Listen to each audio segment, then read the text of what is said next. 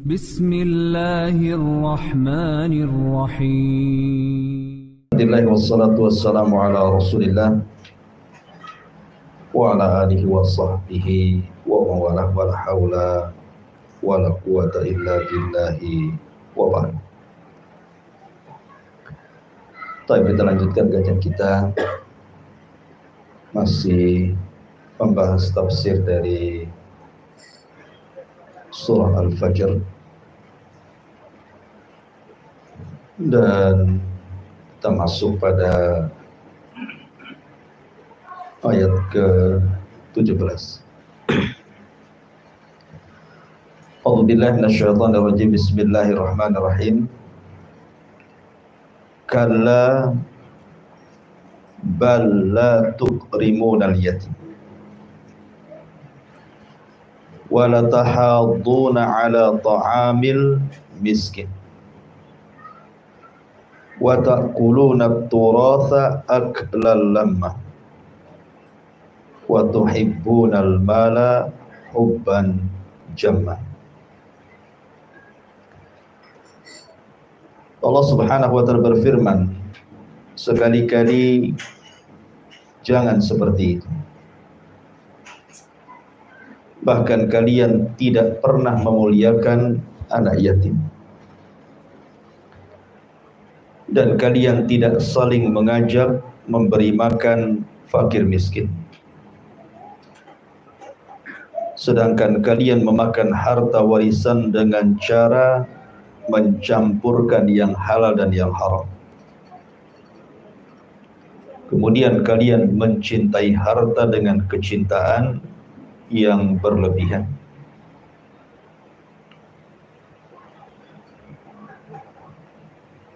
Empat ayat ini masih menyinggung tentang sifat orang-orang jahiliyah.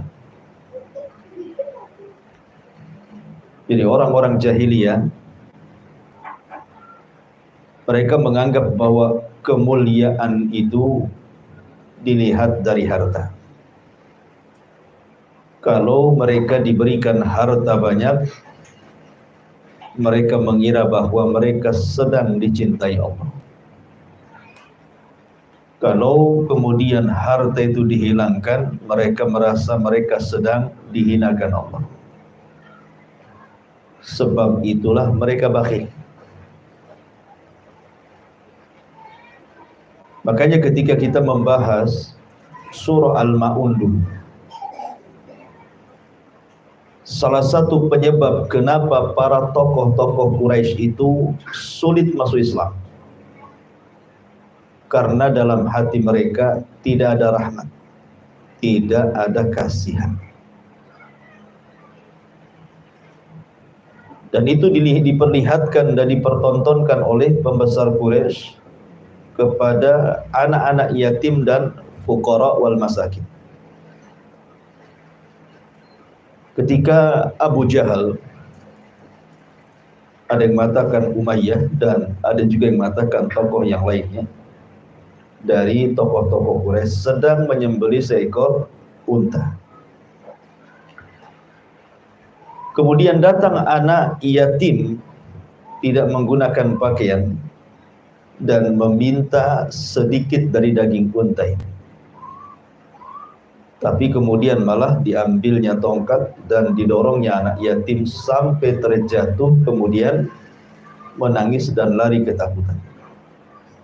Sebab itu Allah turunkan, ara'aital ladzi yukadzibu biki fadzalikal ladzi yad'ul yatim wa la yahuddu ala ta'amil miskin.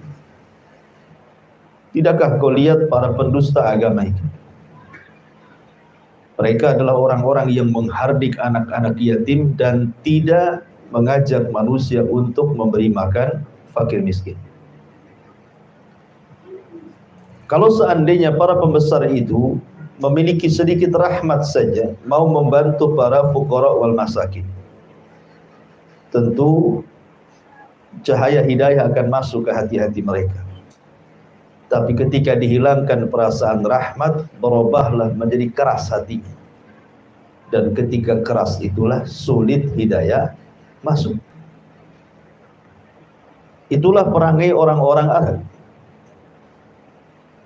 di mana mereka berbangga dengan harta yang kemudian dengan kebanggaan itu mengarah kepada kebakilan. Lah salah satu bentuk bakhil di sini Allah Subhanahu wa taala mengatakan kalla bal la tuqrimunal yatim. Sekali-kali jangan seperti itu. Bahkan kalian tidak pernah memuliakan anak yatim. Disebut yatim itu barang siapa yang meninggal ayahnya, bukan ibunya. Kalau bahasa kita, kalau meninggal ibu disebut piatu gitu. Tapi dalam Islam tidak ada, yang ada yatim saja. Yatim itu anak yang ditinggal mati oleh ayahnya. Kenapa?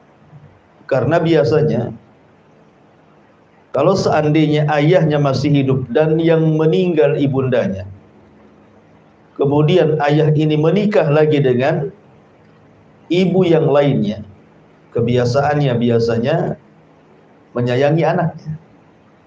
Biasanya, walaupun ada juga ibu tiri yang menyiksa anak tirinya sampai keluar lagi. Tapi umumnya biasanya ibu tiri itu sayang dengan anak tirinya karena dia menghormati suaminya. Tetapi sangat jarang sekali kalau seorang istri yang ditinggal mati oleh suaminya menikah lagi dengan seorang laki-laki, kesayangan seorang ayah yang bukan ayahnya, itu biasanya sedikit. Bahkan tak jarang menelantarkan atau tidak adil di dalam memberikan kasih sayang kepada anak dia dan anak bawaan istrinya. Biasa seperti itu. Makanya kemudian dalam Islam orang yang mati ayahnya itu disebut yatim, karena tulang punggungnya sudah tidak ada lagi. Walaupun ada yang kemudian melebarkan definisi yatim itu, bukan hanya sekedar ditinggal mati ayahnya saja. Bahkan kalau seandainya kemudian ayahnya meninggalkan dia setelah menceraikan ibunya, kemudian pergi antah berantah dan tidak bertanggung jawab kepada anaknya dan juga kepada istrinya, pergi begitu saja, itu juga ada yang mengatakan berarti anak itu disebut yatim karena tidak ada tanggung jawab orang tuanya. Bahkan terkadang yang seperti ini, ayahnya masih hidup tetapi ditinggalkan setelah bercerai dengan istrinya. Terkadang kondisinya lebih parah dibandingkan yang betul-betul ditinggal mati oleh ayahnya. Karena ada juga yang ditinggal mati ayahnya, ayahnya punya warisan, sehingga kemudian anaknya itu dapat warisan dari harta ayahnya kan gitu. Tapi kalau ayahnya masih hidup setelah cerai dengan pasangannya kemudian pergi entah berantah, dia tidak meninggalkan warisan. Terkadang hartanya diambil, kawin lagi dia, sehingga anak itu kemudian terlantar bersama ibunya. Tetapi definisi di dalam syariat bahwa yatim itu kalau ditinggal mati ayahnya, karena ayahlah yang bisa melindungi anaknya dan sebagai tulang punggungnya. Kita tahu bahwa di antara keistimewaan memuliakan anak yatim itu bukan sekedar untuk memperbaiki diri kita saja, tetapi juga memperbaiki anak keturunan kita. Tentu memperbaiki kita maksudnya melembutkan hati. Karena siapa yang keras hatinya, kata Rasul, maka lembutlah kepada anak yatim, niscaya Allah lembutkan hatinya. Adapun memperbaiki keturunan, karena kalau kita berbuat baik kepada anak yatim orang lain, kalau seandainya kita sudah tua, sudah tidak bisa apa-apa, maka anak-anak kita akan berbuat baik kepada kita. Tapi kalau seandainya kita jahat kepada anak yatim, jangan salahkan anak-anak kita jahat kepada kita. Kama tadinu tudan, kaidahnya. Sebagaimana kita memperlakukan anak yatim dengan cara seperti itu, maka anak-anak kita juga akan memperlakukan kita yang sama sebagaimana kita memperlakukan anak yatim. Jadi faedahnya besar gitu ya. Kalau kita sayang dengan anak orang lain, terutama anak-anak yatim, maka itu akan diwariskan kepada anak-anak kita sehingga anak kita sayang dengan kita. Bahkan kalau kita memuliakan anak-anak yatim itu sebenarnya kita sedang membuat masyarakat yang penyayang. Sebab kalau seandainya anak-anak yatim itu tidak ditolong, dibiarkan begitu saja, kemudian mereka menjadi jahat, kemudian dendam kepada orang-orang kaya, maka masyarakat akan rusak.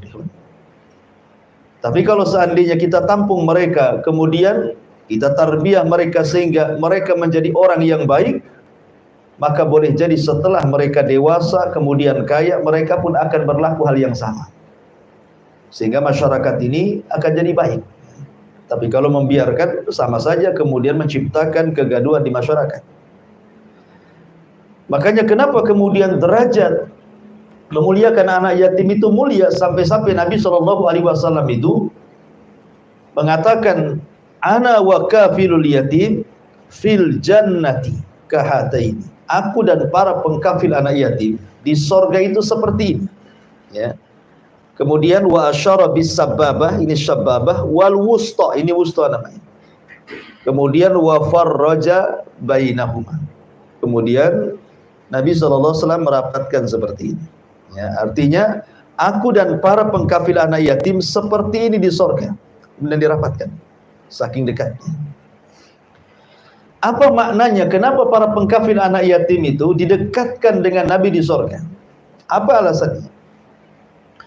Disebutkan di dalam beberapa pensyarah hadis, di antaranya disebutkan dalam syarah Sunan Tirmidzi. Kenapa hikmahnya? Apa hikmahnya? Kenapa kemudian orang yang mengkafil anak yatim itu dekat dengan Rasul? Dijelaskan di sini, la'allal hikmah fi kauni kafilil yatim yushbihu fi duhulil jannah, menyerupai masuk ke dalam surga, kemudian fil jannah bil qurbi minan nabi, ketika masuk ke dalam surga didekatkan dari Nabi sallallahu alaihi wasallam. Li kaunin Nabi sallallahu alaihi wasallam sya'nahu an yab'atha ila qaumin la ya'qiluna amra dinihim fayakunu kafilan lahum mualliman wa mursyidan. Karena Nabi sallallahu alaihi wasallam di antara tugasnya adalah saat diutus oleh Allah untuk menyampaikan risalah Allah kepada sebuah kaum, itu diutus kepada kaum yang tidak berakal, la ya'qiluna amra dinihim, tidak paham dengan perkara agama mereka. Maka dengan kemudian Nabi SAW mengajarkan agama dan mengarahkan manusia, menunjukkan Rasul mengkafil manusia dengan mengajarkan wahyu, mengarahkan kepada kebaikan. Hakikatnya Rasul sedang mengkafil umatnya. Lah begitu juga para pengkafil anak yatim. Anak yatim ini kan belum balik, artinya belum berakal, belum paham tentang agama, bahkan tidak paham juga tentang dunia. Jadi kalau seandainya kita ajarkan, bukan hanya kita berikan nafkah, kita ajarkan dia ilmu, kita arahkan dia kepada kebaikan, kita ajarkan adab-adab, maka seolah-olah posisi kita sama dengan posisi Nabi. Ya, kalau Nabi mengajarkan, mengarahkan umatnya dan mengkafil mereka. Kalau pengkafil anak yatim, menjaga anak yatim, mengajarkan dan mengarahkan juga. Jadi ada kemiripan di sini. Makanya karena ada kemiripan, maka para pengkafil anak yatim itu, kata Nabi, seperti ini di sorga dengan saya. Itu ada salah satu yang mencoba untuk menggali hikmahnya. Kenapa pengkafil anak yatim itu ada kedekatan? Bahkan ketika Nabi SAW membuka pintu sorga, kan manusia tidak bisa masuk sorga itu, karena di antara syafaat khusus Rasul itu, tidak ada yang bisa memasukkan manusia ke dalam sorga kecuali Nabi. Bahkan para Nabi sendiri tidak bisa masuk sorga, karena pintunya tidak bisa dibuka. Yang bisa membuka pintu sorga kan cuma Nabi. Karena Rasul yang mengatakan, ana awwal man aftatihu babal jannah. Sayalah orang yang pertama kali membuka pintu sorga. Tiba-tiba kemudian ketika Rasul hendak melangkah ke dalam sorga, ada seorang wanita yang hampir mendahului Nabi. Kemudian dicegah. Kemudian Nabi SAW bertanya, siapakah? Kenapa engkau hendak mendahului diriku masuk ke dalam sorga? Maka wanita ini mengatakan, saya adalah seorang yang mengkafil banyak anak yatim. Coba bayangkan sampai mau mendahului Rasul masuk sorga tuh. Ya, ibu yang senantiasa mengkafil anak yatim. Menunjukkan bahwa keutamaan yang besar bagi para pengkafil anak yatim. Ma'asyiral muslimin yang dimuliakan Allah Subhanahu wa taala. Bahkan dalam sebuah hadis yang dikeluarkan Abu Ya'la dan juga At-Tabrani serta Imam Ahmad dengan sanad yang hasan, man dhamma yatiman bainal muslimin fi ta'amihi wa syarabihi hatta yastaghniya anhu wajabat lahul jannah. Barang siapa yang memasukkan anak yatim ke dalam makanannya, ke dalam minumannya, sampai anak yatim merasa cukup dengan diri kita kepada dia, maka orang ini sudah layak masuk surga. Nabi SAW adalah anak yatim, dan dia juga abul aitam, bapaknya anak yatim. Allah katakan, wa wajadaka yatiman fa'awa. Allah dapati engkau Muhammad dalam kondisi yatim dan Allah berikan penjagaan. Karena Nabi SAW pernah yatim, sehingga Nabi SAW melakukannya, menjadi pelakunya. Seperti dalam kisah ketika Nabi SAW menikahi salah satu istri beliau, namanya Ummu Salamah. Ummu Salamah itu ditinggal mati suaminya, dan dia punya anak-anak kecil. Sementara hidupnya Ummu Salamah dalam kondisi fakir, anaknya banyak yatim. Ya. Nabi SAW meminang Ummu Salamah untuk menjadi bapa bagi anak-anaknya.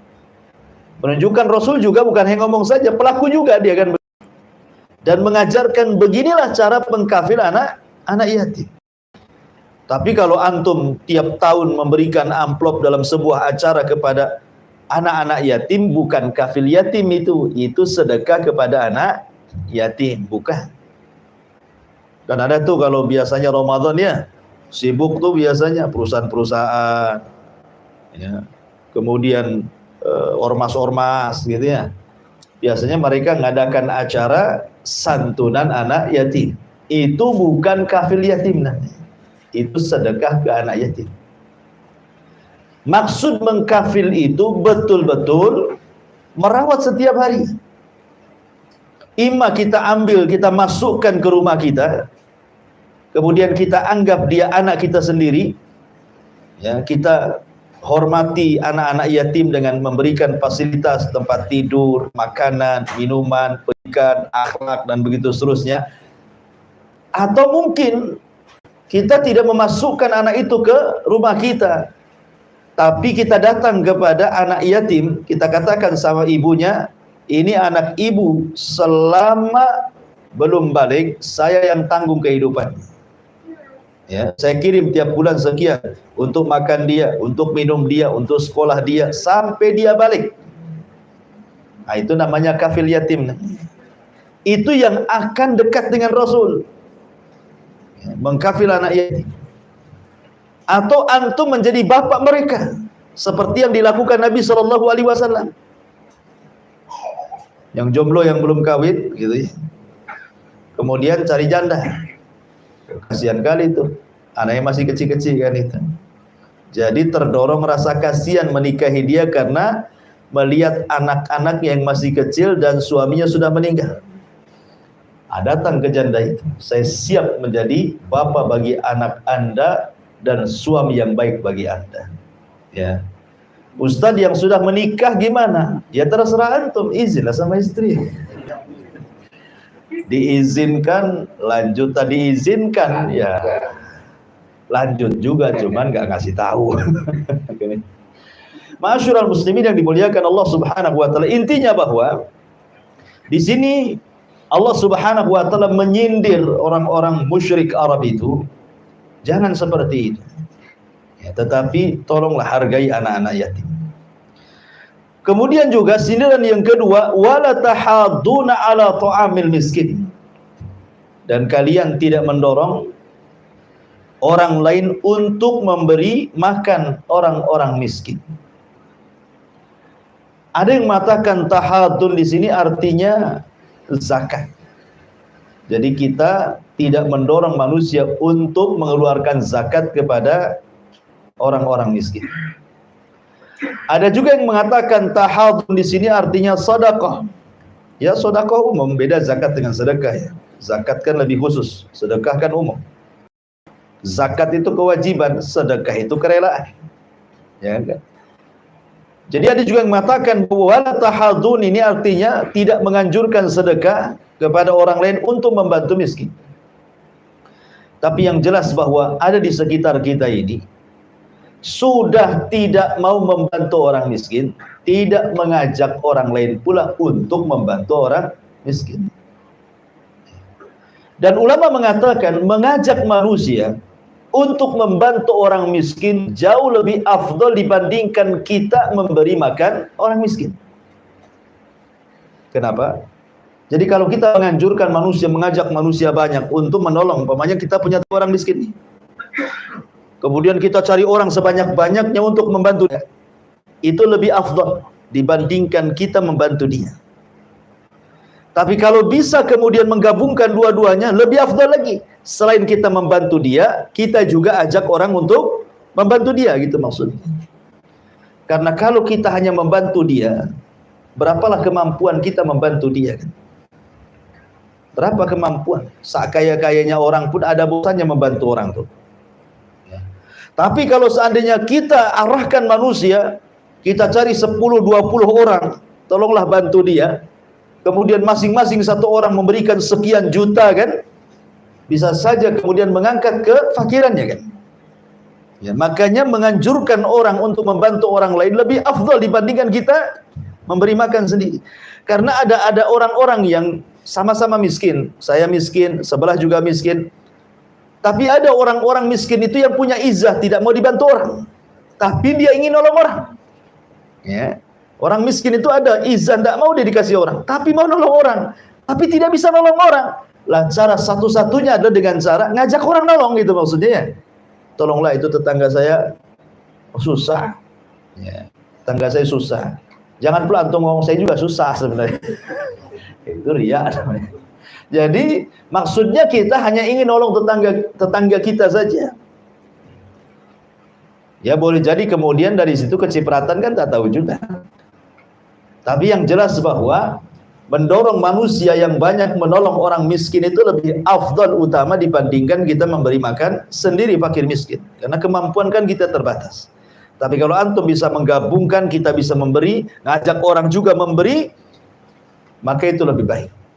Dan mengayakan satu miskin itu lebih baik dibandingkan memberikan sedekah kepada banyak orang miskin yang tidak pernah kaya dan tetap miskin. Umpamanya di sini orang miskin 100 orang. Kalau kita bantu mereka, umpamanya uang 10 juta itu ya dapat sedikit-sedikit kan, tetap saja miskin mereka. Ya.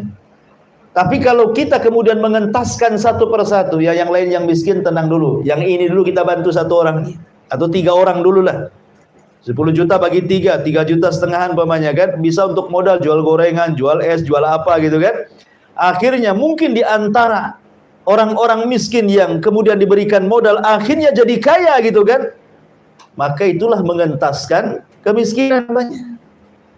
Tapi kalau membantu banyak orang miskin dengan uang 10 juta, kemudian dapatnya 50 ribuan, dapat apa kan? Modal aja dah cukup kan? Ya, makanya mengentaskan 1-2 orang miskin lebih afdol dibandingkan membantu banyak orang miskin tapi tidak dientaskan dari kemiskinan. Makanya di sini Allah mengatakan wala tahudduna ala ta'amil miskin. Orang-orang Arab jahiliyah, orang-orang para pembesar Arab itu, mereka tidak mau menganjurkan manusia untuk membantu fakir miskin. Makanya di zaman dulu bagi mereka miskin itu sebuah kehinaan. Jadi mereka orang-orang jahiliyah memandang orang miskin itu orang hina, gitu ya. Dan memandang orang kaya itu orang mulia. Makanya kemudian mereka tidak mau dekat-dekat dengan orang-orang miskin. Bahkan ada para pembesar yang datang kepada Nabi SAW dan hendak masuk Islam itu mensyaratkan agar agama Rasul itu dipenuhi orang kaya dan orang-orang lemah itu dikeluarkan dari agamanya. Seperti Bilal, Obab, ya, Zunairah dan yang lainnya gitu ya. Disuruh dikeluarkan dari agama Rasul biar orang-orang musyrik yang kaya yang bergabung. Tapi Allah Subhanahu wa taala turunkan ayat. Ya, jangan kau usir orang-orang yang lemah yang setiap pagi dan petang mereka senantiasa berzikir kepada Allah Subhanahu wa taala. Wala tahuddu ala ta'amil miskin. Kemudian wa ta'kuluna turatha aklan lamma. Dan kalian memakan harta waris dengan cara mencampur adukan. Karena di zaman jahiliyah wanita tidak dapat waris. Di zaman jahiliyah itu yang dapat waris hanya laki-laki. Wanita itu tidak punya nilai. Baru setelah datang Islam, baru kaum wanita dihargai. Harusnya bersyukur para wanita hari ini dengan adanya Islam. Seandainya Islam tidak ada, kemudian tradisi jahiliyah masih ada, tentu tidak ada harganya seorang wanita. Tiba-tiba di zaman sekarang wanita sudah dimuliakan dengan Islam, mau pula mereka meneriakkan emansipasi, kebebasan wanita, ingin kayak jahiliyah lagi. Ya. Jadi orang-orang jahiliyah seperti itu, tetapi juga masih ada juga di negeri kita kan. Di negeri kita itu ada beberapa tempat itu yang aneh. Kadang-kadang laki-laki yang tak dapat, ya kan? Ada tuh di sebuah daerah itu semua harta waris untuk perempuan. Jadi kalau orang tuanya meninggal, laki-lakinya terusir dari rumah. Kasihan deh. Ya. Harusnya dia dapat banyak, dia pula kemudian terusir dari rumah orang tuanya, nggak dapat apa-apa. Tapi juga ada di sebagian tempat yang juga berusaha yang laki-laki itu menguasai warisnya wanita, dan itu kebanyakan. Kebanyakan apalagi kalau seandainya laki-laki ini yang paling tua dari keluarga. Oh, dia yang paling banyak dapatnya. Sudah bagiannya dapat, ngambil pula bagian adik-adiknya. Nah, itu tradisi jahiliyah itu. Karena tradisi jahiliyah itu mencampur adukan antara harta halal dengan harta haram dari harta waris. Yang harusnya dibagi secara syar'i, dia tidak membagi secara syar'i, artinya dia memakan hak orang lain kan? Itulah maksudnya memakan harta waris secara haram, karena tidak diberikan kepada yang punya haknya, sehingga dia memakan dengan cara haram. Ya. Hakikatnya mencuri harta orang, dimakan dia. Dan dia tidak tahu, boleh jadi yang dicuri itu hartanya orang miskin, kan mungkin dia tahu kan kondisi saudara dia kan, satu kandung, bagaimana ekonominya, boleh jadi dia punya anak yatim, dan begitu seterusnya kan. Makanya di sini Allah singgung, wa ta'kuluna turatha aklan lam. Dan bahwa harta waris itu biasanya tidak berkah, karena didapat dengan cara mudah, maka hilangnya pun dengan cara mudah biasanya harta waris. Ada orang yang dapat tanah seluas-luasnya dari orang tua, ya, karena bukan hasil jerih payah dia, ya enteng saja. Dia dijual satu kapling, akhirnya habis. Rumahnya dijual, ngontrak dia. Harusnya jadi tuan takur. Belakangan dia pula yang ngontrak. Kenapa? Karena kita tidak tahu juga ya. Kita kan hanya melihat dohir, warisan orang tua ya dohirnya saja halal. Tapi kan terkadang kita tahu orang tua itu kerjanya apa, mendapatkan tanah itu dari mana duitnya kan.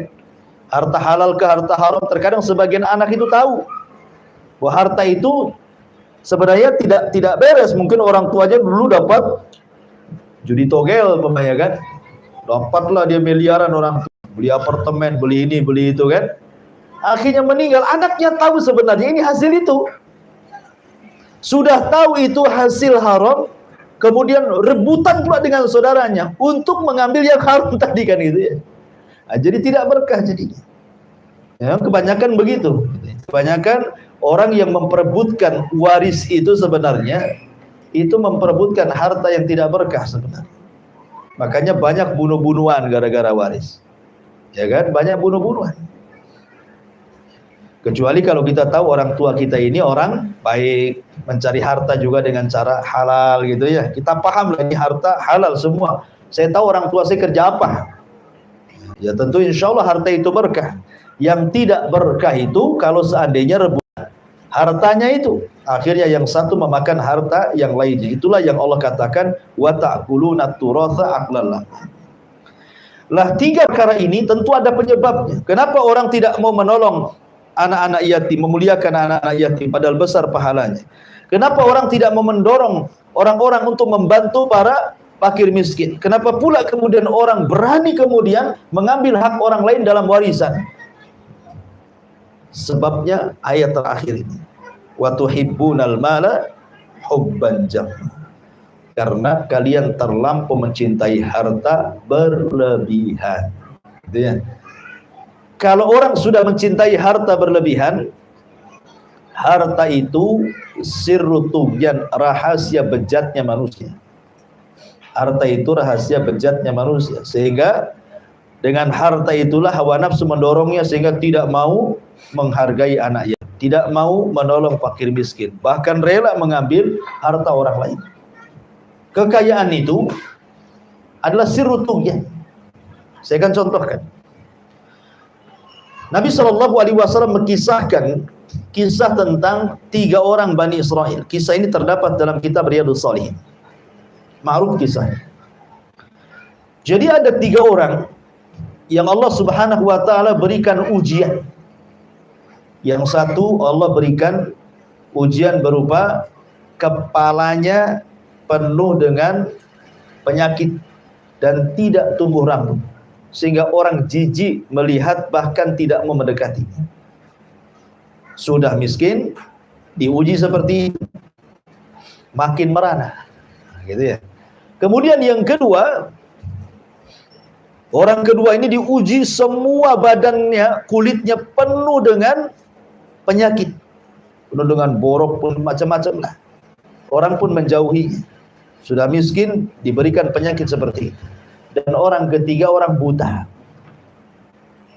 Akhirnya Allah Subhanahu wa taala hendak menguji mereka. Ingat bahwa ujian itu juga bukan berlaku kepada kemiskinan saja. Kaya pun ujian dari Allah, ya kan? Wa nabluukum bisyarri wal khairi fitnah. Kami akan uji dengan kebaikan dan dengan keburukan sebagai fitnah bagi manusia. Datanglah malaikat, kemudian mencoba mendatangi orang yang pertama itu, yang kepalanya banyak penyakitnya dan tidak tumbuh rambut itu. Bertanya, wahai fulan, seandainya nih engkau punya angan-angan, kira-kira angan-anganmu apa? Gitu ya. Maka dia mengatakan, aku tidak punya angan-angan kecuali Allah sembuhkan penyakit kepalaku, Allah tumbuhkan rambut di kepalaku, dan Allah berikan rambut yang indah sehingga manusia tidak menjauhi dan membenci diri. Karena di zaman itu kan rambut itu kan luar biasa ya, mahkota di zaman dulu kan. Kalau di zaman sekarang ya biasa aja lah kan. Oh di zaman dulu ya, jangankan rambut di kepala, potongan rambut saja dijual orang dulu itu. Ya, jadi nggak dibuang tuh kalau seorang wanita memotong rambut, itu dijual tuh rambutnya untuk gelung kan. Mahal orang dulu itu. Jadi dulu itu memang bergaya itu dengan kepala. Ya, kalau sekarang nggak perlu mau botak, mau ada duit apa, mau ada rambutnya, yang penting tebal aja lah dompetnya. Banyak perempuan datang. Bahasanya seperti itu ya. Kalau orang dulu kan penampilannya biasanya dari rambut ya. Makanya kemudian orang ini meminta diindahkan rambutnya. Kemudian akhirnya malaikat yang menjelma manusia ini berdoa kepada Allah, kemudian diusaplah kepala orang itu. Tiba-tiba semua penyakitnya rontok. Kemudian tumbuhlah rambut yang sangat indah. Tidak ada rambut seindah orang ini di kampung itu. Sehingga orang pun tidak jijik dan orang pun senang dengan dia, bahkan memuji rambutnya. Akhirnya kemudian sebelum pergi malaikat ini mengatakan, dari sekian hewan ternak, hewan mana yang kau sukai? Maka dia mengatakan, aku suka seekor unta. Diberilah unta bunting. Kemudian setelah itu malaikat ini pindah ke tempat lain, ke tempat yang kulitnya penuh dengan penyakit. Orang pun jijik mendekat, tidak suka. Maka pertanyaannya sama, kalau engkau berangan-angan, kira-kira angan-anganmu mau apa? Maka orang ini mengatakan, aku ingin disembuhkan semua penyakit kulitku, dan Allah berikan kulit yang halus, yang indah, sehingga manusia suka dan tidak menjauh dari itu. Akhirnya malaikat ini mengusap semua badannya sembuh, dan dia pun memiliki kulit yang luar biasa. Dan orang pun suka dengan dia. Kemudian ditanya soal hewan ternak, dia memilih sapi. Maka dikasihlah sapi bunting. Kemudian yang buta juga sama pertanyaannya. Akhirnya diusap matanya, melek. Kemudian ditanya hewan ternak apa yang dia sukai, dia suka kambing, maka dikasih kambing bunting. Habis itu malaikat meninggalkan 3 orang ini. Rupanya unta bunting ini akhirnya melahirkan 2 unta yang berpasang-pasangan. Kemudian anaknya yang berpasangan besar, kemudian melahirkan unta lagi. Akhirnya tanpa sadar, dari 1 unta bunting menjadi 1 lembah unta. Kaya dia dengan untanya. Orang yang kedua juga sama. Ketika sapinya melahirkan, kemudian anak-anaknya melahirkan lagi sampai dia punya peternakan sapi 1 lembah. Termasuk orang buta juga sama. Kambingnya berkembang biak sampai kambingnya 1 lembah. Disinilah Allah Subhanahu wa ta'ala hendak menguji. Yang tadinya Allah uji mereka dengan keburukan, sekarang Allah uji dengan kebaikan. Karena ujian itu 2 ya. Keburukan ujian, kebaikan juga ujian. Mereka sudah baik itu. Mereka sudah sehat, ganteng, indah, disukai orang, punya kekayaan, apalagi yang diindaki. Maka Allah utus malaikat yang sama, cuman ketika mendatangi orang itu, malaikat menjelma seperti orang yang ketika orang itu sedang fakir-fakirnya, kepalanya masih penyakitan, masih botak. Jadi malaikat itu menjelma orang botak yang banyak penyakit di kepalanya, supaya diingatkan gitu maksudnya. Kalau orang berpikir kan, iya dulu juga saya seperti kamu, gitu ya. Maksudnya begitu malaikat menjelma itu. Tapi rupanya orang ini kufur nikmat. Didatangi malaikat untuk diingatkan nikmat dia yang dulu lupa dia. Seolah-olah tidak pernah kepalanya disembuhkan oleh Allah Azza wa Jalla. Ketika kemudian malaikat ini mengatakan, "Seena orang miskin, orang fakir, butuh makan, bisa enggak kau kasih 1 ekor unta saja?"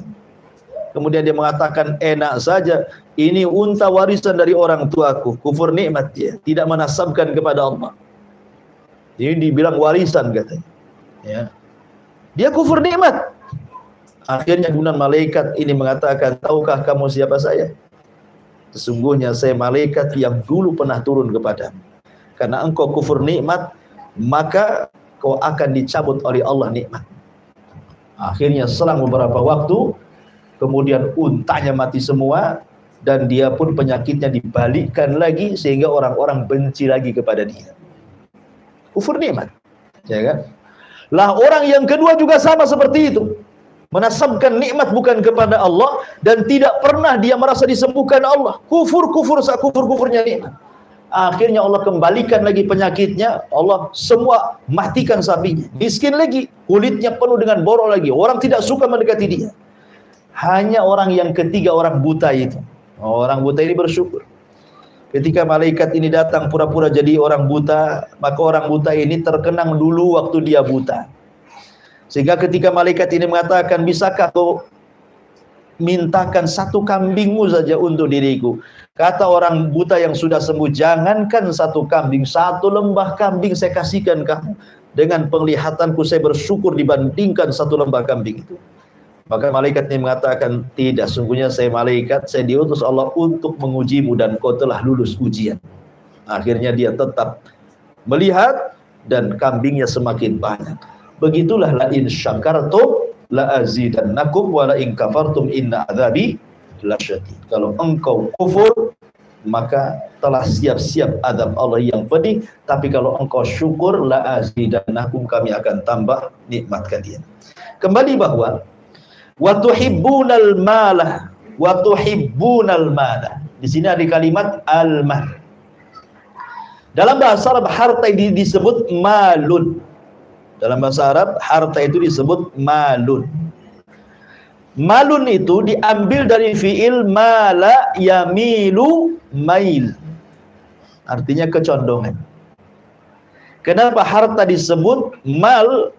Karena jiwa itu condong untuk memilikinya. Dan jiwa itu condong kepada para pemilik harta. Jadi jiwa condong untuk mengambilnya, dan jiwa juga condong kepada para pemilik harta. Kan begitu ya? Kalau antum melihat tetangga, rumahnya bagus, cantik, kemudian punya mobil, cantik gitu ya, kebunnya banyak, kos-kosannya banyak, terkadang kita berangan-angan kapan saya seperti dia. Seolah-olah ingin memilikinya. Ya, karena harta itu disebut mal. Ya. Ataupun condong kepada para pemilik harta. Apabila para pemilik harta sudah ngomong, pendapatnya paling didengar. Ya kan? Kalau orang yang punya pemilik harta sudah bicara, paling didengar dia. Pemanya di masjid ngadakan rapat antara Pak Imam, kepala yayasan, dan para penyumbang. Dibuka rapat hari ini. Kemudian kata Pak Imam, sebaiknya begini. Kenapa begitu? Karena ada dalilnya, Quran, Sunnah, bla bla bla bla. Gitu. Dibantah sama muhsinin. Oh, enggak bisa. Kalau nggak ikut saya, berhenti saya sumbangan. Akhirnya apa? Akhirnya Pak Imamnya dipecat. La ilaha illallah. Coba. Pak Imam yang dipecat. Alasannya apa? Imam kan bisa dicari. Tapi yang nyumbang susah nyari. Kan gitu ya. Biasanya alasannya seperti itu. Karena memang harta itu disebut harta mal. Orang cenderung gitu ya. Ya, mal itu makanya kenapa Imam Syafi'i rahimahullah ta'ala mengatakan, ra'aitun nas qad malu ala man indahu malun wa ma la indahu malun fannasu anhu qad malu. Kata Imam Syafi'i rahimahullah ta'ala, ra'aitun nas qad malu. Aku melihat manusia sungguh malu. Ya, malu, mereka sangat ingin mendekati pemilik harta. Condong kepada para pemilik harta itu. Tetapi wa ma la indahu malun, tetapi kepada orang yang tidak punya harta sama sekali, fannasu anhu qad malu, maka manusia pun berpaling dari dia. Contoh sederhananya ya, sering saya contohkan kepada antum. Kalau antum punya anak perempuan, ya, ada dua laki-laki yang melamar anak antum. Satu santri Jabal Uhud, hafal Quran, tapi miskin, tinggalnya di Ruli. Satu dokter spesialis, gajinya 1 bulan 1 miliar. Kira-kira antum jodohkan ke yang mana nih? Ini dokter ganteng, udah ganteng, kaya, gajinya banyak. Ini santri dah hitam, kriwel, tapi hafal Quran. Tinggal di Ruli pula. Ya, pasti karena harta itu disebut mala yamilu. Ya kan? Mala yamilu artinya kecondongan kepada pemilik harta kan? Ya dia mikirlah. Ya sudahlah, yang santri Jabal Uhud nanti aja lah ya. Mudah-mudahan nanti ada lagi adiknya katanya. Ini yang ini dululah dan itu ya. Termasuk anaknya didoktrin seperti itu juga. Jadi para penghafal Quran, walaupun dia hafal Quran, ahli agama, ya nggak dilihat lah. Ya karena harta itu dari mala yamilu tadi. Ya, kecenderungan orang itu tidak mau kepada yang tidak punya harta. Selain yamilu ala nafsihi, juga yamilu ala ghairihi gitu ya. Selain dia ingin memiliki untuk diri sendiri, dia pun memandang kepada para pemilik harta orang lain. Seperti itulah disebut mal. Makanya di sini Allah mengatakan wa tuhibbunal mal, kalau orang terlampau cinta yang memalingkan harta dimasukkan ke dalam hati kita, hubban jamma, jadilah manusia-manusia yang tidak pernah memuliakan anak yatim, tidak pernah membantu fakir miskin, dan mereka rela untuk mengambil hak orang lain. Karena biasanya orang yang terlampau cinta dengan harta maka melahirkan sifat-sifat bakhil. Namanya cinta dengan harta, hilang sedikit saja ditotal sama dia. Ya, ada orang-orang itu yang pelit, bukan hanya pelit kepada orang lain, pelit kepada dirinya. Uangnya banyak di ATM, tapi penampilannya kayak orang nggak punya uang. Ada orang kayak gitu, makanya biasa saja. Padahal dia bisa beli pakaian bagus, gitu ya. Penampilannya agak bagus lah, punya uang, kan nggak apa-apa tahadus bin nikmah kan? Tahadus bin nikmah itu tidak ada masalah. Antum punya uang, beli sendal bagus, ya. Beli jam tangan bagus gitu, beli pakaian bagus, beli mobil bagus, tidak ada masalah. Itu namanya tahadus bin ni'mah. Allah mengatakan fa bi ni'mati rabbika fahadits. Kita disuruh menampakkan nikmat Allah kan. Jadi tidak ada masalah. Yang tidak boleh itu kalau tujuan kita membeli sandal, membeli baju, membeli tas, membeli jam, membeli handphone dalam rangka merendahkan orang lain, itulah letak kibernya di situ, sombongnya. Letak sombongnya itu bukan di pakaiannya, bukan di jamnya, bukan di handphonenya, tapi di hati dia. Tujuan membelinya itu untuk merendahkan dan menyakiti orang fuqara wal masakin, itu maksudnya. Tapi kalau hanya untuk dia, ini uang saya mau beli ini, terserah saya lah. Saya nggak ada maksud yang lain kok. Bahkan kalau seandainya dia beli mobil bagus kemudian untuk menolong orang kan lebih baik lagi gitu ya. Tapi tidak juga orang seperti itu. Sudah bakhil kepada orang lain, bakhil kepada dirinya, hartanya ditumpuk-tumpukan di ATM, akhirnya tidak sadar datang kematian. Lah untuk apa harta di ATM itu jadinya? Masa disimpan sampai dia mati saja kan? Nggak ada gunanya jadinya. Karena sesungguhnya harta itu kembali ke pemilik harta, ikhwan, di akhirat itu. Makanya ada istilah man asha ala syai'in mata ala syai'in, wa man mata ala syai'in bu'itsa ala syai'in, katanya. Ada istilah seperti itu. Siapa yang hidup kemudian melakukan kebiasaan tertentu, maka mati pun dia akan sama dengan kebiasaannya. Kalau mati sama dengan kebiasaannya, dibangkitkan pun sama seperti kebiasaannya. Kalau seandainya dia hidup bakhil gitu kan, tidak mau membantu fakir miskin, maka saat matinya juga sama seperti itu. Dibangkitkannya pun sama seperti itu. Bahkan jadi beban harta itu, karena pertanyaannya dua masalahnya harta itu kan. Makanya ada istilah, Nabi SAW pernah mengatakan, orang-orang miskin lebih dulu masuk surga dibandingkan orang kaya, jaraknya setengah hari kehidupan akhirat. Kata orang kaya, nggak apa-apa kan setengah hari sebentar. Setengah hari akhirat beda dengan setengah hari dunia. Setengah hari akhirat itu sama dengan 500 tahun, karena satu harinya sama dengan 1000 tahun. Jadi nunggu 500 tahun masuk surga orang kaya itu. Ya, setengah harinya akhirat itu sama dengan 500 tahun. Kenapa ya tadi? Karena soalannya banyak. Min aina iktasabahu wa bima anfaqahu, dari mana dan kemana. Itu yang dua itu, dari mana kemana. Kan repot tuh. Ya. Pertama, dari mana? Maksudnya kamu dapat harta itu halal atau haram? Itu ditanya juga gitu. Kemudian kemana? Ditanya lagi. Oke lah, dia mengatakan saya cari harta halal. Tapi dibelanjakan kemana? Ke haram atau ke halal? Makanya sering saya katakan ada 4 kelompok tentang masalah harta kan. Pertama, ada yang mencarinya halal, kemudian diinfakkan ke yang halal, maka inilah sebaik-baik manusia. Kemudian yang kedua, carinya halal, tapi diinfakkan ke yang haram, maka dia akan tetap ditanya, bukan dari mana, ditanyanya, tapi kemana kau belanjakan. Nah, itu soalnya harus dijawab. Ya. Kemudian yang ketiga, dia mencarinya dengan cara haram, tapi diinfakkannya ke yang halal. Maling untuk bangun masjid, merampok untuk pergi haji, kan bagus tuh. Korupsi untuk bantu fakir miskin, bagus. Ya seperti itu gitu. Ada juga yang maling ini berdalil dia nyuri uang 2 dirham. Kemudian dikatakan sama kawannya, mencuri itu tidak boleh. Kemudian yang mencuri dia mengatakan, tidak, aku sudah infakkan 1 dirham. Yang 1 dirham ini saya makan. Kenapa saya infakkan? Karena Nabi yang mengatakan, kalau orang infak itu berarti akan dilipat gandakan berapa? 7 kali lipat, 700 kali lipat pahala katanya. Berarti kalau saya ini yang satu nih, berarti sudah ketutup dengan 700 kali lipat itu. Jadi sisanya masih 699 lagi gitu ya.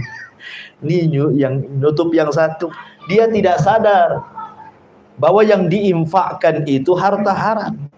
Artinya bahwa pertanyaannya, dari mana kau dapatkan? Ini ditanya, dari mana kau dapat? Kemana kau belanjakan? Kalau Anda mencari harta dengan cara yang haram, Allah itu thayyibun la yaqbalu illa thayyiban. Apa dapat pahala? Tidak, karena Allah itu maha baik, tidak menerima kecuali yang baik-baik. Jadi jangan menghayal dapat 700 kali lipat itu. Itu yang dari harta baik dapat 700 kali lipat. Kalau dari harta haram, ya Allah tidak akan menerima, karena Allah baik, tidak menerima kecuali yang baik. Dan yang lebih parah, sudah nyarinya haram, dibelanjakan ke yang haram. Pasang togel untuk zina. Nah, itu kan masalah. Pasang togel untuk beli khamar. Berjudi untuk main perempuan, berjudi untuk membunuh orang gitu ya. Jadi itu kalau itu udah kuadrat dosanya. Jelas tuh pertanyaannya, dari mana dan kemana ya, kena tuh. Baik, kembali bahwa wa tuhibbunal mala hubban jamma. Di sini Allah Subhanahu wa taala ingin menyebutkan sebab rahasia jahatnya orang itu karena terlampau mencintai harta, dan itulah yang dilakukan orang-orang Arab jahiliyah. Karena konteks ayat ini kan ditujukan kepada mereka, tetapi dalam bahasa usul Quran, al-ibratu bi umumil lafzi la bi khususi sabab. Sebuah pelajaran itu bukan karena sebab turunnya, tapi karena umum lafadznya, sampai juga mencakup kita kalau sifatnya seperti mereka. Wallahu a'lam bishawab. Ini 4 ayat dulu, silahkan kalau ada yang bertanya, tafadhol. Ya. Jadi kalau ada seorang anak saja yang ditinggal tinggal pergi sama bapaknya, Oke. apakah itu menjadi kewajiban dari pamannya atau kakeknya dari pihak bapaknya, dan apakah si pamannya atau kakeknya itu berdosa jika tidak menafkahi si anak tadi? Tapi si paman sama kakeknya tadi udah nasihatin bapaknya untuk menafkahi si anak tadi. Maksudnya ini peristiwanya bercerai gitu, itu gimana? Ya. Suami istri bercerai, kemudian bapaknya pergi entah kemana. Akhirnya istri dan anaknya terlantar. Kewajiban siapa ini? Gitu pertanyaan antum kan? Ya sudah, alhamdulillah. Ya kembali bahwa kalau seorang wanita tidak punya suami, maka dia kembali ke keluarganya. Kembali ke keluarganya. Ya, artinya saudara-saudaranya harus menolong dia. Kalau dia tidak punya suami. Tapi kalau sudah punya suami, berarti tanggungan suami. Apalagi dia susah, kan ada suami. Ya. Tapi kalau sudah tidak ada suaminya, berarti kewajibannya kembali kepada orang tuanya. Jadi anak wanita itu harus kembali kepada orang tuanya kalau masih ada orang tuanya. Kalau enggak, ya ikut pamannya. Dan kalau seandainya saudara-saudara laki-lakinya yang sekandung itu Allah berikan nikmat banyak, maka dia beri nafkah kepada saudaranya, memberikan nafkah kepada mereka jauh lebih afdal dibandingkan membantu fuqara wal masakin. Karena mereka, antum dapat 2 perkara. Kalau membantu mereka, 1 membantu pahala sedekah, 1 pahala silaturahim, menyambung silah. Ya dapat silah dan dapat pahala sedekah.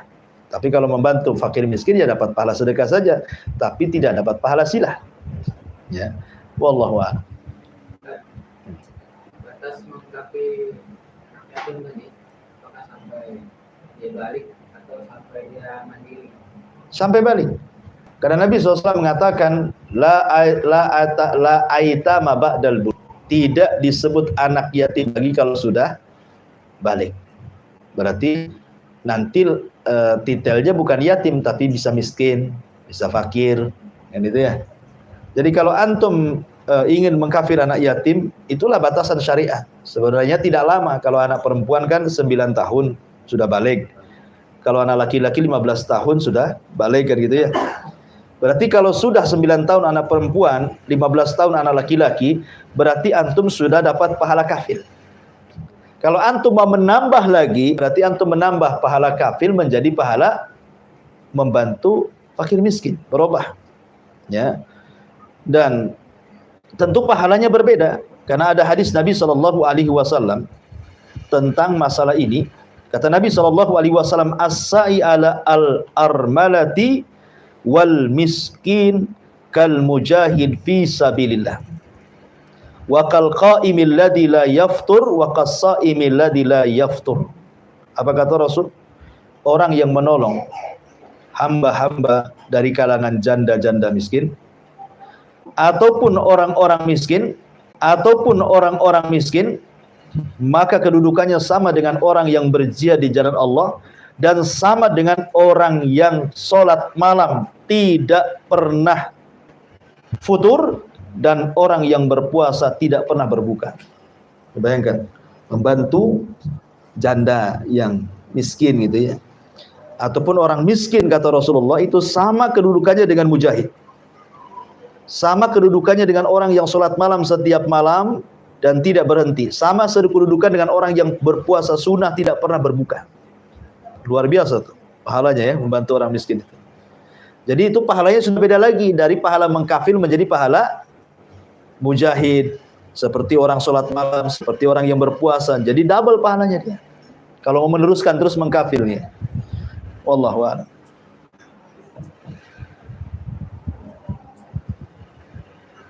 Iya, Bang. Dari mengentaskan kemiskinan atau orang itu lebih afdal daripada kita masih mengatakan orang miskin tapi kita terus gitu. Oke. Nah itu mengentaskan itu sama kayak diri sendiri atau batasannya? Ya alhamdulillah, yang mengentaskan fakir miskin. Maksudnya kalau kita, contoh mamanya zakat. Kalau dulu ada istilah di masjid-masjid itu, zakat fitrah sampai numpuk segulung pakai beras. Alasannya kenapa kami pakai uang? Karena kalau pakai beras Ustaz, ini tidak cukup bagi-bagi orang miskin. Berasnya masih banyak, waktunya sudah habis katanya. Iyalah kalau setiap fakir miskin dikasih 3 kilo. Coba setiap saat umpamanya di sini ada 10 fakir miskin, satu orang kasih 1 kintal. Atau 1 ton satu orang. Kan lama dia miskinnya. Ya kan? Artinya dia nggak minta-minta lagi dengan beras itu kan. Dia kan makan aja nggak akan minta-minta lagi. Jadi jangan berpikir gimana kasih. Umpamanya oke lah untuk zakat fitrah tahun ini kita lihat yang paling orang 10 di sini. Mungkin kayaknya yang satu ini 3 kilo, ini 1 ton umpamanya kan. Biar yang ini dikayakan dulu. Mungkin dengan 1 ton jadi juragan beras kan. Dijual lagi berasnya, jadilah juragan beras dia. Kaya nanti tahun depan besok lagi. Karena kalau seandainya kemudian kita bagi rata dan orang miskin tetap miskin, sampai kapan ya orang miskin ini lahiran miskin lagi anaknya, nanti lahiran lagi miskin lagi cucunya, makin berkembang itu ya. Tapi kalau dientaskan satu, ya anaknya jadi kaya nanti, sekolahkan tinggi-tinggi. Nah, jadi ya ini kan bahasanya kan istiadat para ulama seperti itu. Bagaimanapun mengentaskan orang miskin itu 1-2 lebih afdol dibandingkan sama sekali tidak mengentaskan satu miskin pun walaupun menolong. Itu maksudnya. Wallahu a'lam. Subhanallahi bihamdika, asyhadu an la ilaha illa anta, astaghfiruka wa atubu ilaik. Wallahu ta'ala. Assalamualaikum warahmatullahi wabarakatuh.